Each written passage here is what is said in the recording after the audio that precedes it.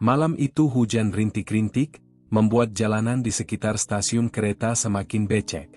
Cahaya lampu jalan yang redup berpendar di genangan air, menciptakan bayangan samar di trotoar kotor. Di antara bangunan tua yang sudah berlumut, berdirilah sebuah penginapan kumuh dengan papan nama berkarat, Penginapan Melati. Tarifnya murah, cocok untuk para pelancong yang sekadar ingin numpang tidur semalam atau orang-orang seperti Mira. Mira melangkah masuk dengan sepatu hak tinggi yang sudah aus. Tubuhnya dibalut gaun ketat warna merah tua yang sedikit luntur, memperlihatkan lekuk tubuhnya yang masih menarik. Aroma parfum murahan bercampur dengan bau rokok yang menempel di rambut panjangnya yang mulai bercabang. Dia tersenyum tipis ke arah resepsionis tua di balik meja kayu lapuk. "Seperti biasa, Pak Men." "Kamar 13, kata Mira dengan suara lembut tapi tegas. "Pak Men," lelaki tua berambut putih tipis dengan wajah penuh kerutan, menatapnya sebentar sebelum menggeser buku tamu. Dia sudah hafal kebiasaan perempuan itu. Mira selalu memilih kamar yang sama, meski banyak tamu lain menghindarinya. Entah kenapa, setiap lelaki yang menemani Mira di kamar itu, tak pernah terlihat lagi keesokan paginya. "Hati-hati, Mir," gumam Pak Men seraya memberikan kunci kamar. Mira hanya tersenyum, lalu melangkah ke lorong yang remang. Lantai kayunya berderit setiap kali dia melangkah, menambah kesan suram. Dinding-dindingnya penuh coretan dan bercak kelembaban. Lampu-lampu kuning di langit-langit berkedip-kedip seperti hampir padam. Kamar 13 berada di ujung lorong. Tidak ada yang istimewa dari pintunya, kecuali angka 13 yang tertempel miring dengan cat yang mulai mengelupas. Mira memasukkan kunci dan membuka pintu dengan satu dorongan ringan. Di dalam, kamar itu jauh lebih bersih dibandingkan kamar-kamar lain di penginapan ini. Tidak ada bau apek atau kecoa yang berkeliaran. Tempat tidur bersprei putih dengan selimut tipis tersusun rapi. Sebuah cermin oval tergantung di dinding, memantulkan bayangan Mira yang berdiri di ambang pintu. Dia mendekati cermin, menatap refleksinya. Cermin itu seperti menyerap tatapannya, membuatnya terlihat lebih cantik dari biasanya. Bibirnya tampak lebih merah, matanya lebih tajam, kulitnya seakan bercahaya. Mira tersenyum puas. Kamar 13 memang spesial. Sejak pertama kali menggunakannya, dia merasa ada kekuatan yang membuatnya lebih menarik. Para lelaki yang masuk ke kamar ini selalu tergila-gila padanya. Tapi anehnya, mereka semua menghilang setelah bermalam di sini. Mira tidak peduli. Yang penting, dia tetap mendapatkan pelanggan. Uang terus mengalir, dan kecantikannya tetap bertahan. Tak ada yang perlu ditakutkan. Malam ini pun, seorang pria sudah menunggunya di luar. Seperti biasa, malam akan panjang, dan kamar 13 akan kembali melakukan tugasnya. Tanpa ragu, Mira kembali ke tempat tidur, duduk di tepi ranjang sambil merapikan rambutnya. Dia menunggu suara ketukan di pintu. Sebentar lagi, korban berikutnya akan datang. Malam itu, hujan gerimis membasahi atap penginapan.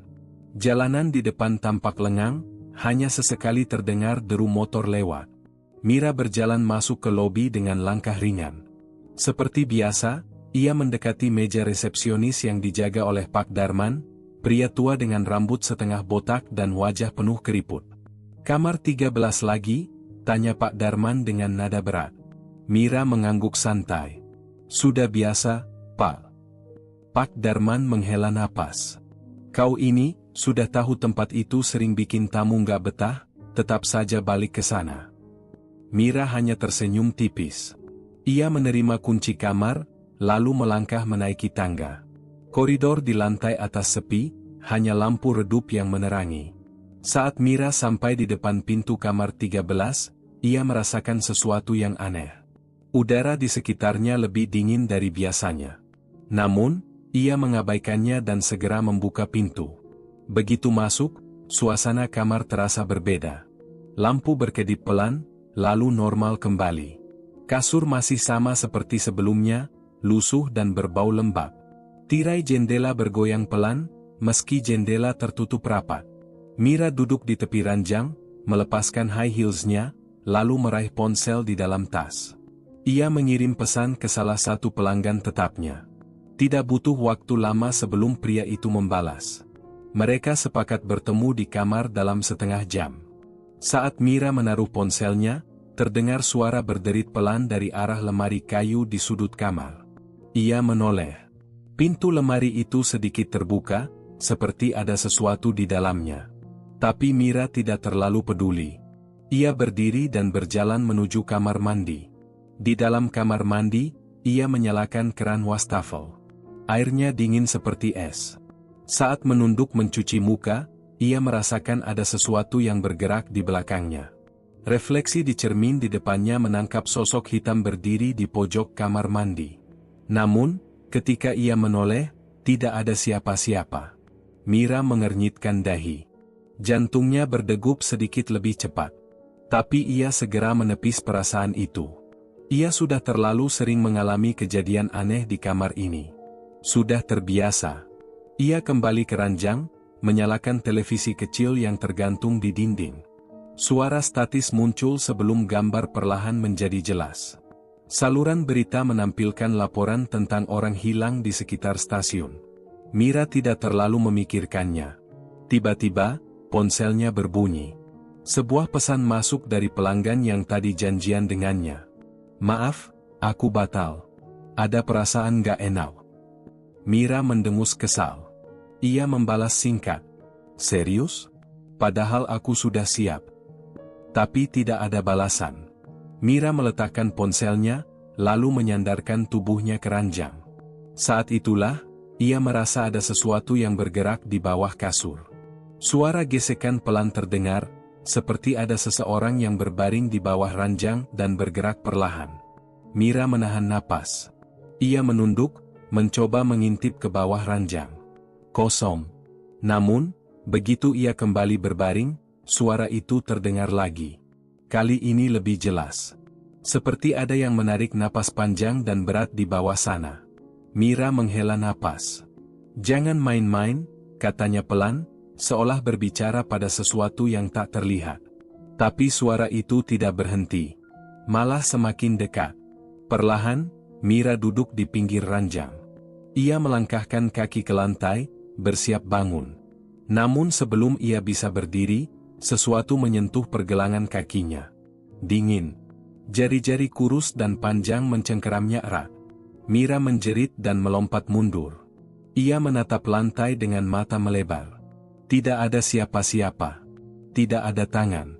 Tidak ada apapun. Hanya kesunyian. Dengan napas tersengal, ia mengusap wajahnya. "Aku capek, pasti cuma halusinasi."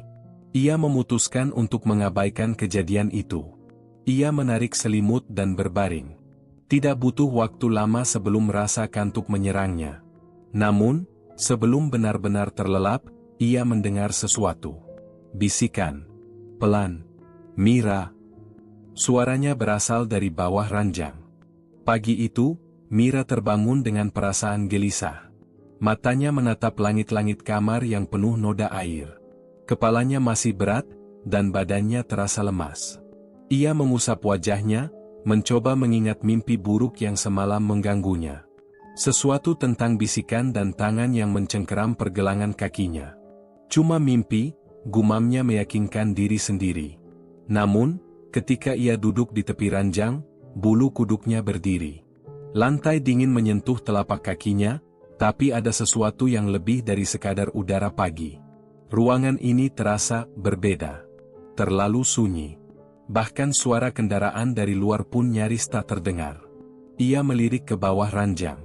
Tidak ada apa-apa, hanya debu dan kegelapan. Tapi perasaan tidak nyaman itu tidak hilang. Dengan enggan, Mira bangkit dan berjalan ke kamar mandi. Saat ia berdiri di depan wastafel, ia menatap wajahnya di cermin. Ada sesuatu yang aneh. Mata di refleksi cerminnya terlihat sedikit lebih gelap, seakan ada bayangan di dalamnya. Ia mengerjap, mencoba mengabaikan pikirannya sendiri. Ketika ia menunduk untuk mencuci muka, air dari keran tiba-tiba mengalir deras tanpa ia putar. Air itu keruh, nyaris berwarna coklat pekat seperti bercampur lumpur. Mira tersentak mundur, dadanya berdegup kencang. Ia memutar keran ke kanan, mencoba menghentikan aliran air. Namun, air itu terus mengalir, bahkan semakin deras.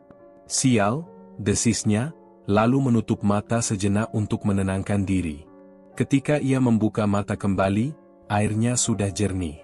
Mengalir biasa seperti tidak pernah ada yang salah. Mira menggelengkan kepala. Kurang tidur.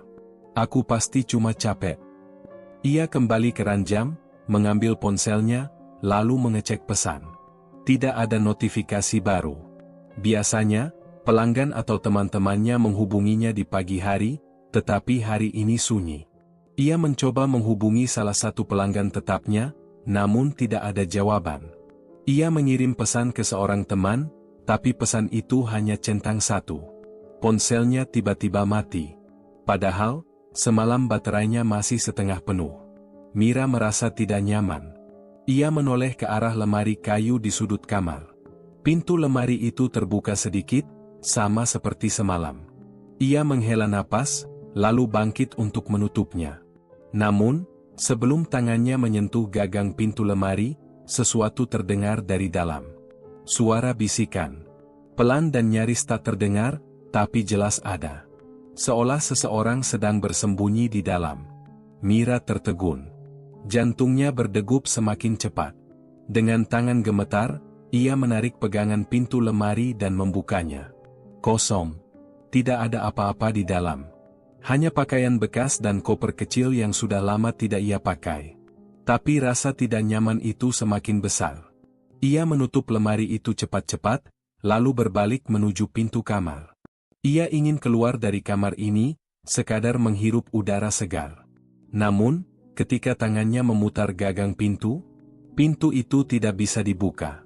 Mira mencoba lagi, kali ini lebih kuat. Tetap tidak bisa. Ia bahkan mendobraknya sedikit, tapi pintu itu seperti terkunci dari luar. Pak Darman, teriaknya, berharap resepsionis itu mendengar. Tidak ada jawaban. Ia mengetuk keras-keras, lalu memukul pintu. Pak Darman, bukain pintunya. Tetap sunyi. Mira menempelkan telinganya ke pintu, mencoba mendengar sesuatu dari luar. Ia bisa mendengar suara langkah kaki. Seseorang sedang berdiri di depan pintunya. Ia bisa merasakan kehadirannya. Pak Darman, tanyanya pelan. Suara langkah itu bergerak, tapi tidak menjam. Justru mendekat ke celah bawah pintu. Mira mundur beberapa langkah. Tiba-tiba, dari bawah pintu, sesuatu merayap masuk. Jari-jari kurus, hitam, dan kotor muncul, meraba-raba lantai. Seakan mencoba mencari sesuatu. Mira berteriak dan melangkah mundur sampai punggungnya menabrak lemari. Jari-jari itu berhenti. Lalu, perlahan-lahan, menghilang kembali ke balik celah pintu. Hening. Pintu kamar tiba-tiba terbuka sendiri, tanpa suara. Jalanan di luar kamar terlihat normal. Tidak ada siapa-siapa di sana. Mira berdiri dengan napas memburu. Ia tidak tahu apa yang baru saja terjadi, tapi satu hal yang ia yakini, kamar 13 ini bukan sekadar tempat biasa.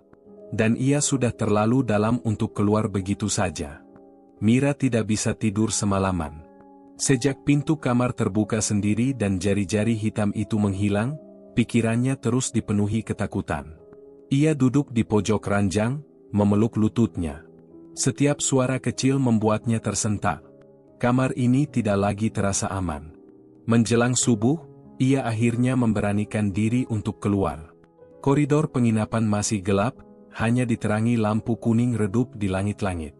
Udara dingin menusuk, dan aroma lembab semakin menusuk hidung. Mira berjalan pelan, mencoba tidak menimbulkan suara. Langkahnya terdengar jelas di lantai kayu yang tua. Ketika ia sampai di meja resepsionis, Pak Darman tidak ada di sana. Biasanya, lelaki tua itu selalu tidur di kursi dengan radio kecil menyala. Tapi sekarang, meja itu kosong. Hanya ada segelas kopi yang sudah dingin dan asbak berisi puntung rokok. Mira menelan ludah. Perasaannya makin tidak enak. Ia memanggil pelan, Pak Darman? Tidak ada jawaban. Tiba-tiba, sesuatu bergerak di sudut ruang lobi. Mira menoleh cepat. Matanya menangkap sosok seseorang berdiri di pojok ruangan. Siluetnya samar karena minim cahaya. Orang itu berdiri diam, seakan menatapnya. "Pak Darman?" tanyanya lagi, kali ini dengan suara bergetar. Sosok itu tidak bergerak. Tidak juga menjawab. Jantung Mira berdetak kencang. Perlahan, ia mundur ke arah pintu keluar. Tangannya meraba gagang pintu, tapi saat hendak menariknya, sosok itu tiba-tiba melangkah ke depan. Cahaya lampu mengenai wajahnya. Bukan Pak Darman. Itu seorang pria, wajahnya pucat seperti mayat, matanya kosong. Mulutnya sedikit terbuka, dan sesuatu yang hitam menetes dari bibirnya. Mira menjerit dan segera menarik pintu. Namun, pintu itu tidak bergerak. Seakan terkunci dari luar. Sosok itu semakin mendekat, langkahnya aneh, seolah-olah tulangnya tidak utuh. Kepalanya miring ke satu sisi. "Pergi!" Mira berteriak panik. Seketika, lampu-lampu di penginapan berkedip. Lorong yang tadi kosong kini dipenuhi suara-suara bisikan. Dari kamar-kamar yang tertutup, terdengar suara berdebum, seperti ada yang menggedor-gedor dari dalam. Mira tidak bisa bernapas dengan normal. Ia memundurkan langkahnya, kembali ke lorong menuju kamar 13. Satu-satunya tempat yang mungkin bisa ia kunci. Namun, saat berbalik, ia melihat sesuatu yang membuat tubuhnya membeku. Di depan pintu kamarnya, berdiri seorang wanita. Wanita itu mengenakan gaun tidur lusuh. Rambutnya panjang menutupi wajah. Kakinya telanjang, namun kulitnya pucat kebiruan, seperti mayat yang lama tenggelam dalam air. Mira tidak bisa bergerak. Matanya membelalak. Wanita itu mengangkat kepalanya perlahan. Wajahnya hancur di satu sisi, seperti luka yang menganga. Dan lalu, dia tersenyum. Mira menjerit sekencang-kencangnya, tetapi suara teriakannya seolah tertelan dalam kesunyian. Mira terduduk di lantai, napasnya masih tersengal. Wanita mengerikan itu menghilang begitu saja saat lampu kembali normal. Tapi rasa dingin yang menjalar di tengkuknya belum pergi. Ini bukan sekadar halusinasi. Ada sesuatu yang salah dengan penginapan ini. Lebih tepatnya, dengan kamar 13. Tangannya gemetar saat meraih ponselnya di meja. Jari-jarinya bergerak cepat mencari sesuatu di internet. Ia mengetik nama penginapan itu. Butuh beberapa detik sebelum sebuah artikel lama muncul di layar. Gadis muda ditemukan tewas di kamar 13. Mata Mira membelalak. Ia membuka artikelnya dan membaca cepat. Seorang perempuan bernama Rina, seorang pekerja seks, ditemukan tewas mengenaskan di kamar ini 10 tahun lalu. Tubuhnya ditemukan dalam kondisi mengenaskan, tulang lehernya patah, wajahnya hampir tak bisa dikenali karena luka dalam. Polisi tak pernah menemukan siapa pelakunya. Kasusnya menguap begitu saja. Namun, sejak saat itu, setiap tamu yang menginap di kamar ini selalu mengalami kejadian ganjil. Bahkan beberapa di antaranya ditemukan tewas tanpa sebab yang jelas. Jantung Mira berdegup kencang. Ia merasakan mual. Ia telah bekerja di penginapan ini selama berbulan-bulan tanpa tahu kisah ini. Ia menutup ponselnya, lalu mendongak ke arah cermin di kamar. Sekilas, ia melihat bayangan seseorang di belakangnya. Dengan cepat ia menoleh, tapi tak ada siapa-siapa. Tiba-tiba, suara ketukan terdengar dari dalam lemari di sudut kamar. Mira menelan ludah. Tangannya berkeringat. Ia memaksa dirinya berdiri, lalu berjalan pelan mendekati lemari itu. "Siapa di dalam?" Suaranya nyaris tak terdengar. Tidak ada jawaban. Tapi ketukan itu terdengar lagi, kali ini lebih kencang. Dengan tangan gemetar, ia meraih gagang lemari dan menariknya perlahan. Pintu lemari terbuka. Kosong. Tapi ada sesuatu di sana. Sebuah gaun tidur berwarna merah muda, tergantung di dalam. Mirip dengan yang dikenakan wanita yang tadi ia lihat. Mira mundur selangkah, jantungnya nyaris meledak. Bau anyir samar-samar tercium dari dalam lemari. Dan sebelum ia sempat bereaksi lebih jauh, sesuatu terjatuh dari atas lemari. Sebuah foto usang. Ia membungkuk, lalu mengambilnya dengan tangan gemetar. Di dalam foto itu ada seorang gadis muda. Senyum tipis di wajahnya, tapi matanya kosong. Di belakangnya tampak pintu kamar dengan angka yang sangat familiar bagi Mira. Kamar 13. Dan yang membuatnya semakin bergidik, di sudut foto, ada sesuatu yang tak seharusnya ada. Bayangan hitam, dengan mata putih yang menatap langsung ke arah kamera. Mira menjatuhkan foto itu. Dadanya naik turun. Nafasnya terasa sesak. Ia harus keluar dari sini. Sekarang juga. Mira merasakan bulu kuduknya berdiri. Ia harus keluar dari kamar ini. Sekarang juga. Dengan napas memburu, ia berjalan cepat ke pintu dan menarik gagangnya. Terkunci. Jantungnya berdebar makin kencang. Ia memutar knop beberapa kali, tapi pintu itu tak bergerak sedikit pun. Sial, gerutunya. Ia mencoba mengetuk keras-keras. Pak Arman. Buka pintunya. Pak Arman. Ia berharap pemilik penginapan mendengar teriakannya. Tak ada jawaban. Ketukan kembali terdengar dari dalam lemari. Kali ini lebih cepat, lebih keras. Seolah sesuatu ingin keluar dari dalamnya. Mira mundur, tubuhnya gemetar. Jangan panik, bisiknya pada diri sendiri. Ia harus menemukan cara lain. Matanya bergerak liar, mencari sesuatu yang bisa membantunya. Ia melihat jendela di sisi ruangan. Dengan cepat, ia berlari ke sana dan menarik tirainya. Jendela itu berterali besi. Brengsek. Mira memukul kaca jendela, membuat suara dentuman kecil memenuhi kamar. Tak ada jalan keluar. Tiba-tiba, suara berderak terdengar di belakangnya. Pintu lemari terbuka perlahan dengan bunyi mengerikan. Mira membalikkan badan. Di dalam lemari, gaun merah muda itu masih tergantung. Tapi kini, ada sesuatu di bawahnya. Sepasang kaki pucat tergantung di udara. Mira tercekat. Dadanya sesak. Perlahan, sosok itu turun. Wajahnya hancur, matanya kosong, bibirnya menyeringai dengan sudut yang tak wajar. Mira menjerit. Ia meraih vas bunga di meja samping dan melemparkannya ke arah sosok itu. Vas itu menembus tubuhnya, menghantam dinding di belakangnya. Tak ada dampak apapun. Pergi. Jangan ganggu aku. Mira berteriak putus asa. Sosok itu tak bergeming. Justru semakin mendekat. Bau anyir bercampur amis tercium semakin kuat. Mira mundur hingga punggungnya menempel di dinding. Tiba-tiba, sesuatu melintas di pikirannya. Ia menarik ponselnya dari saku dan menyalakan senter. Ia pernah mendengar bahwa beberapa makhluk tak suka cahaya terang. Cahaya senter mengenai wajah hancur itu. Sejenak, sosok itu berhenti. Seperti terkejut. Mira melihat celah. Dengan cepat, ia mengarahkan cahaya itu ke seluruh tubuh sosok itu.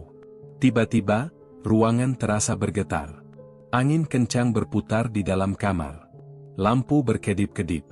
Sosok itu berteriak dengan suara yang menusuk telinga, lalu perlahan memudar. Hening. Mira masih terpaku. Napasnya memburu. Tangannya berkeringat. Ia menurunkan ponselnya, tubuhnya lemas. Apa yang barusan terjadi? Bisiknya. Tiba-tiba, pintu kamar terbuka dengan sendirinya. Tanpa pikir panjang, Mira berlari keluar. Ia tak peduli lagi. Ia harus pergi dari penginapan ini. Di luar kamar, lorong penginapan terasa lebih sunyi dari biasanya. Lampu-lampu temaram berkedip lemah. Tapi Mira tak punya waktu untuk bertanya-tanya. Ia bergegas menuju tangga, ingin segera keluar.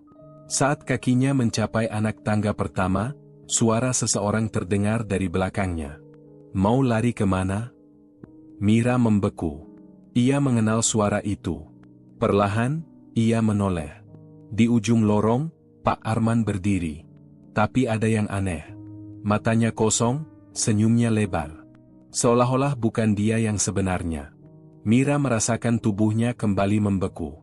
Ia belum benar-benar selamat. Mira terhuyung di tengah kamar 13, keringat dingin membasahi pelipisnya. Aroma anyir semakin menusuk, seperti darah busuk yang membanjiri ruangan. Ia ingin berteriak, tapi suaranya tercekat di tenggorokan. Jantungnya berdebar kencang, seolah siap meledak kapan saja. Suara ketukan keras terdengar dari pintu. "Mira, buka pintunya," suara berat Pak Arman bergema di lorong. Mira tahu itu bukan suara manusia biasa. Sudah terlalu banyak keanehan yang terjadi. Ia mundur ke sudut kamar, tubuhnya gemetar hebat. Ketukan berubah menjadi hantaman, lebih keras, lebih ganas. Brak! Pintu itu tiba-tiba terbuka sendiri. Tidak ada siapapun di sana, hanya lorong yang gelap dan panjang. Tapi di ujungnya, sesosok bayangan berdiri. Bentuknya seperti Pak Arman, tapi wajahnya mengerikan, senyum lebar dengan bibir sobek sampai ke pipi, dan matanya hitam tanpa bola mata. Mira ingin lari, tapi tubuhnya membeku. Kakinya seperti ditanam ke lantai. Tiba-tiba, hawa dingin merayapi punggungnya. Sesuatu berdiri di belakangnya. Ia menoleh perlahan. Sosok perempuan berbaju merah berdiri di sana. Wajahnya rusak, matanya hanya 2 lubang hitam menganga. Bibirnya bergerak tanpa suara, seakan menggumamkan sesuatu.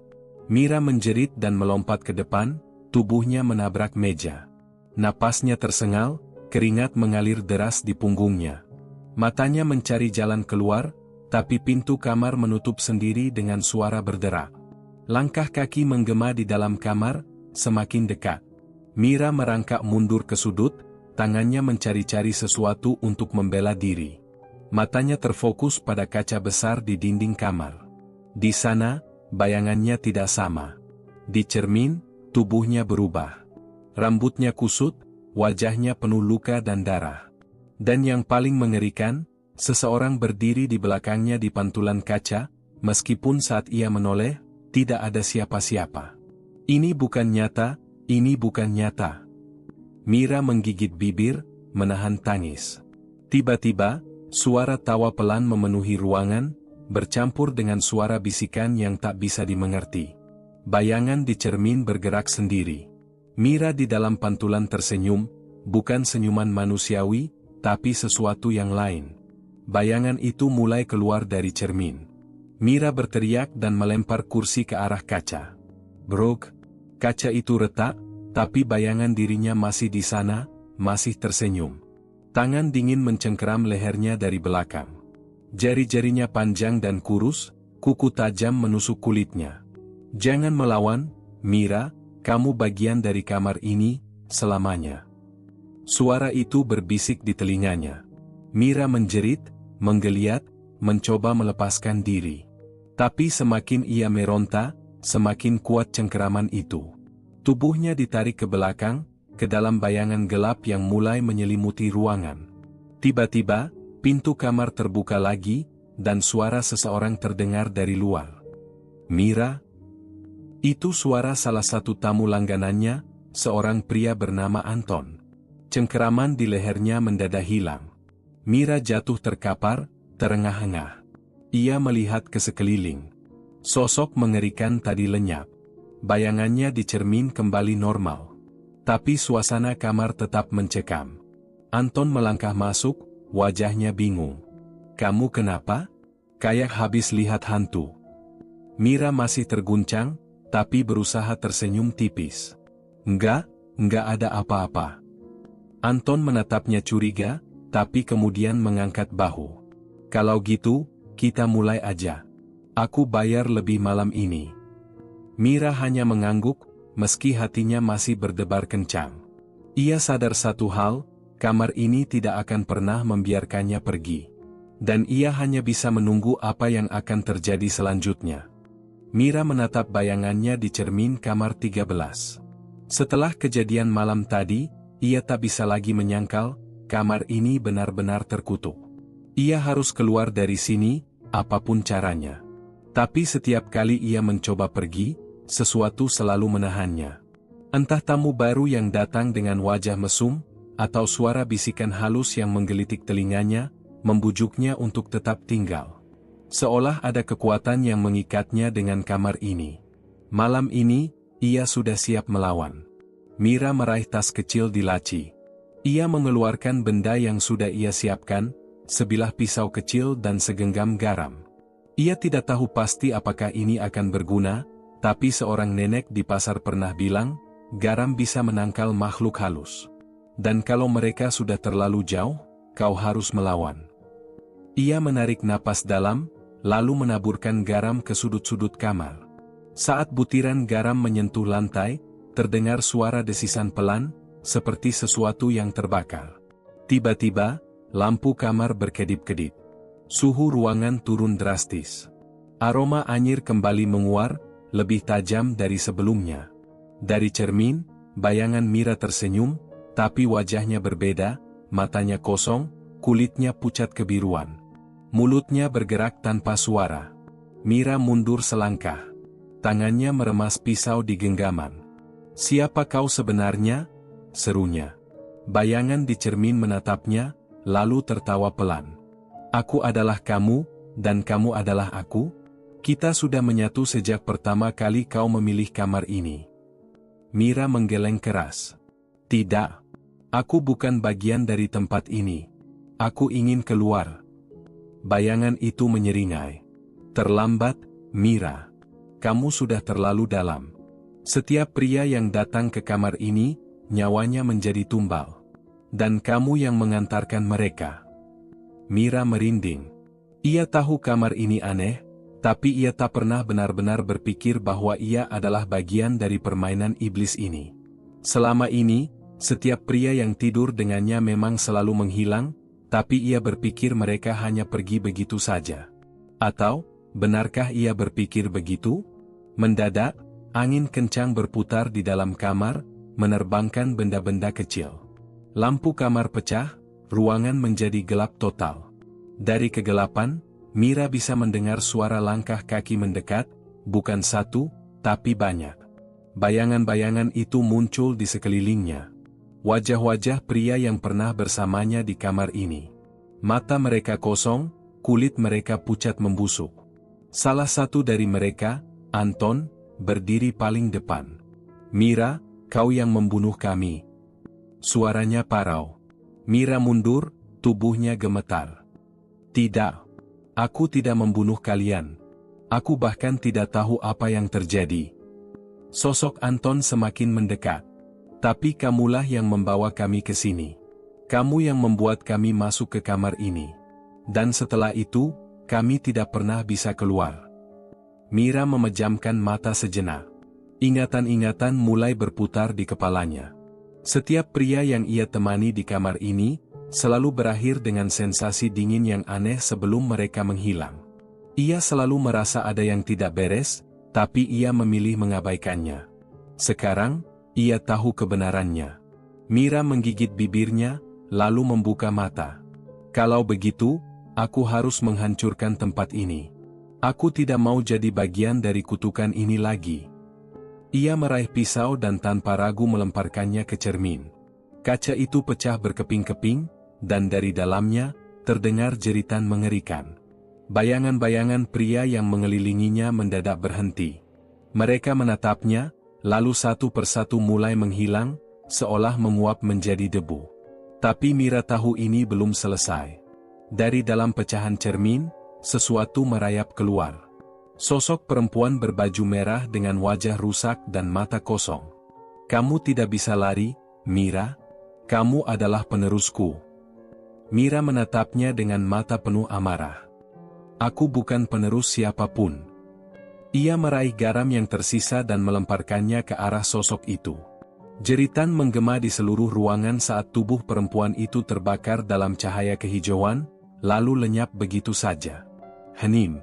Mira terjatuh ke lantai, tubuhnya lemas. Kamar 13 tetap berdiri, tapi malam ini, sesuatu telah berubah. Atau, belum? Mira duduk di sudut kamar 13 dengan nafas tersengal. Tubuhnya masih gemetar setelah semua kejadian yang ia alami. Lampu kamar yang redup berkelip-kelip seolah hendak padam, menambah kesan suram di ruangan itu. "Sudah selesai? Sudah selesai." Mira bergumam pelan, meyakinkan dirinya sendiri. Ia berhasil keluar dari jerat gaib yang selama ini menahannya di kamar itu. Lantai kamar yang sebelumnya berbau anyir darah kini kering, tanpa jejak mengerikan yang tadi memenuhi ruangan. Seolah semuanya hanya mimpi buruk. Tapi, ada satu hal yang masih mengganjal di pikirannya. Kenapa ia masih ada di sini? Bukankah seharusnya ia pergi, kabur sejauh mungkin dari tempat terkutuk ini? Suara ketukan pelan di pintu membuat jantungnya mencelos. Mira menoleh dengan waspada. Apakah itu tamu baru? Atau sesuatu yang lain? Mira? Kamu baik-baik saja? Suara Bu Ratna, pemilik penginapan, terdengar dari balik pintu. Mira menghela napas lega. Dengan langkah lemas, ia membuka pintu. Bu Ratna, semuanya sudah berakhir. Aku bisa pergi dari sini, kan? Bu Ratna menatapnya dengan ekspresi aneh. Bibirnya tersenyum, tapi matanya kosong. Tentu, Mira. Kamu sudah menyelesaikan bagianmu. Mira mengernyit. Maksud ibu? Kamar ini sudah memilihmu, Mira. Tidak ada yang benar-benar bisa pergi setelah terikat dengannya. Dada Mira terasa sesak. Ruangan itu tiba-tiba terasa lebih kecil, lebih gelap. Ia melangkah mundur, menyadari sesuatu yang janggal. Tangannya masih dingin, seolah ia bukan lagi manusia biasa. Mira menoleh ke cermin di sudut kamar. Tubuhnya membeku. Refleksinya berbeda. Ia masih berdiri di tempat yang sama, tapi bayangannya di cermin tetap tersenyum menatapnya. Mira tersentak mundur. Tidak, ini tidak mungkin. Aku sudah bebas. Bayangannya di cermin bergerak mendekat, melangkah keluar dari pantulan dan berjalan ke arahnya. Kamu tidak pernah benar-benar pergi, Mira. Mira menjerit, tapi suaranya tidak keluar. Bayangan itu mendekapnya erat, dan dalam sekejap, dunianya berubah. Kamar 13 tetap berdiri, seakan tidak pernah terjadi apa-apa. Seorang wanita muda baru saja masuk ke dalamnya, disambut dengan senyuman hangat dari Bu Ratna. Selamat datang, nak. Kamar ini akan sangat cocok untukmu. Mira terbangun di atas ranjang kamar 13. Dadanya naik turun, napasnya masih berat. Matanya mencari-cari sesuatu di sekeliling ruangan. Semua tampak normal. Tidak ada darah, tidak ada bayangan di cermin. Apa tadi hanya mimpi? Perlahan, ia turun dari ranjang dan melangkah ke arah pintu. Tangannya menggenggam gagang pintu, hendak membukanya. Namun, begitu pintu itu terbuka, Mira membeku. Yang ada di hadapannya bukan lorong penginapan, melainkan kamar 13. Ia menoleh ke belakang. Ranjang masih ada. Cermin di pojok ruangan masih di tempatnya. Ini bukan luar kamar. Ini ruangan yang sama. Ia menutup pintu dan membukanya lagi. Kali ini, ia melihat dirinya sendiri sedang berdiri di dalam kamar, memegang gagang pintu dengan ekspresi ketakutan. Tolong, keluarkan aku. Suaranya sendiri berbisik dari dalam cermin. Mira mundur, merasakan kakinya melemah. Tidak, ini pasti ilusi. Ia mencubit lengannya, berharap bisa bangun dari mimpi buruk ini. Tapi rasa sakit itu nyata. Mira? Sebuah suara membuatnya menoleh. Bu Ratna berdiri di depan pintu, tersenyum lembut. Sudah siap menyambut tamu baru? Mira menatapnya dengan ngeri. Aku tidak mau di sini. Biarkan aku pergi. Bu Ratna tertawa kecil. Sayang, kamu sudah tahu aturannya. Kamar ini butuh seseorang untuk tetap hidup. Jika bukan tamumu, maka kamulah yang akan jadi penggantinya. Mira menoleh ke cermin, lalu ke tangannya sendiri. Kukunya berubah lebih panjang dan hitam. Kulitnya terlihat lebih pucat. Seketika, tubuhnya bergetar. Ia mengerti semuanya sekarang. Kamar 13 telah menjadikannya bagian dari dirinya. Tiba-tiba, pintu terbuka lebar. Seorang wanita muda masuk dengan wajah bingung. Ia membawa tas kecil, menatap sekeliling kamar dengan ragu. Ini kamar 13? Tanya wanita itu. Mira tidak bisa menjawab. Ia hanya menatapnya dengan mata kosong. Tubuhnya kini terasa lebih ringan, hampir seperti bayangan. Ia menoleh ke cermin, dan yang ia lihat hanyalah kegelapan. Bu Ratna tersenyum puas. Nikmatilah kamarmu yang baru, nak. Ini tempat yang sangat istimewa. Mira ingin berteriak, tapi suaranya sudah lenyap. Keberadaannya kini hanya bagian dari kamar 13. Seperti mereka yang sebelumnya. Dan lingkaran itu akan terus berulang? Tama.